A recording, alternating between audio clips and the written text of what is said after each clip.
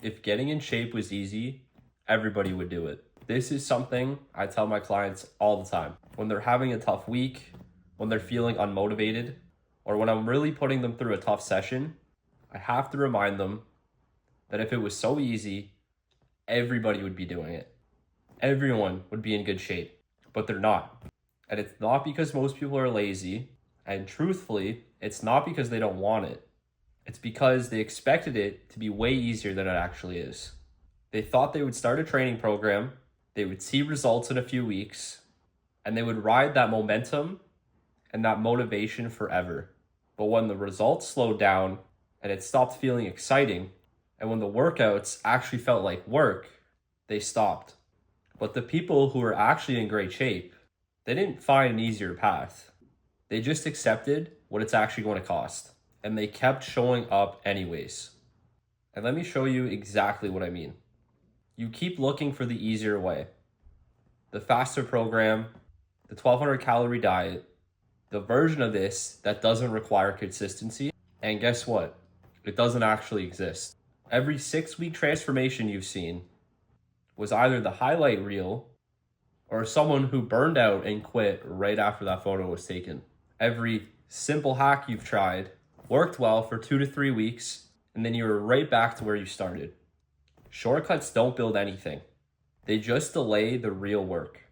The 1200 calorie diet isn't discipline, it's just desperation. And it's the fastest way to end up right where you started. The people who actually get long-term, lasting results aren't doing anything revolutionary. They're training 3 to 5 days a week, they're eating well 80% of the time, and they're doing that over and over and over again. There's no easy way around it. It's not sexy, it's not fast, but it's the only thing that actually works. And I want you to think about your career for a second. You want the physique, you just don't want the boring, grindy Tuesday nights that it takes to build it. You didn't get promoted after one good quarter. You showed up every day, you performed when nobody was watching, you had bad weeks and still came back on Monday. You may not have even seen the promotion coming for months before it happened, but you kept going, you kept putting in the time because you understood that's how it works. Nobody sat you down after your first month and said, "Congratulations, you've arrived." You earned it over years of hard work. Your body and your training works the exact same way. But for some reason, people expect fitness to be faster than anything else you've ever built. You would never say, "I should be running this company right now. I've been here for 3 months." But you'll say, "I should look different now after only training for 3 months." It's the same timeline, but it's completely different expectations. Apply the same patience to your body that you applied to your career. You likely even went to school for a couple years for this degree to get you in the spot you are today. But that seemed acceptable. You didn't shortcut your way to where you are professionally, and you can't shortcut where you want to be physically. The boring, grindy workouts are the way that gets done. The meals nobody sees you prep, the sessions you do that nobody claps for, the weeks or maybe even months where nothing's feeling different, but you're still showing up and doing it anyways, that's actually where results come from. You didn't become good at your job because of one great presentation. You became good because you kept showing up and doing the work when nobody was paying attention. And your body is no different. And just to really put things into perspective, let me give you some numbers. 50% of people who join a gym quit within 6 months, and only 18% actually show up consistently. That means out of every 10 people who walk into the gym for the very first time, fewer than 2 of them are still there a year later doing the work. And the interesting part that nobody talks about, the people who make it past 2 years are 90% likely to never quit. 2 years.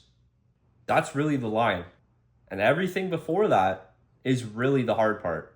The part where most people are going to sit there and convince themselves that nothing's working. They want faster results. They look for the easier way. They look for the hack, and when it doesn't come, this is the part where they quit. But if you can get through those first 2 years with hard work and consistency, it stops becoming something you do and it becomes a part of who you are. You'll stop negotiating with yourself about whether you're going to train today or not. You stop looking at the meal plan like it's a punishment. It just becomes a part of what you do. And it doesn't mean it's perfect every week, but it starts to become like brushing your teeth every day, like showing up to work every day. That's the other side of this. And the people who are in great shape right now didn't find some secret. All of the information's out there. They just crossed that line and they never looked back. And usually, in some form or the other, right before you quit is usually right before it starts to work. And I know this because I live it. I've been training for multiple sports events, one of them being Hyrox. And if you don't know what it is, it's just a fitness competition. Running, rowing, sled pushes, walking lunges, farmer's carry, all of it, back to back. And every single training block, the end is the absolute worst. There's a point every time where a part of me goes, why the hell am I doing this? I don't need to work this hard. I don't have to compete. Nobody's making me do this. But then I sit there and I push past that voice because I understand what I'm trying to build. I can't sit here and preach this if I'm not doing it myself.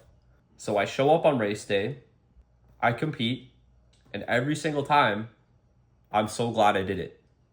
Not because I won anything, not because I set a record, not because I think I'm cool doing Hyrox, because a fitness competition like that is very humbling, and the satisfaction of not quitting when it gets hard.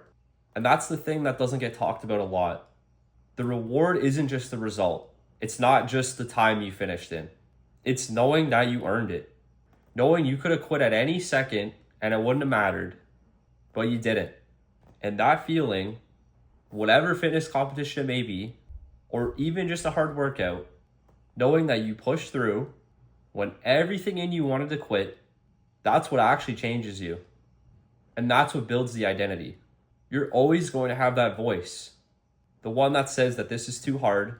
The one that says that you don't have to do this. There's an easier way. And that voice isn't lying because you don't have to do this.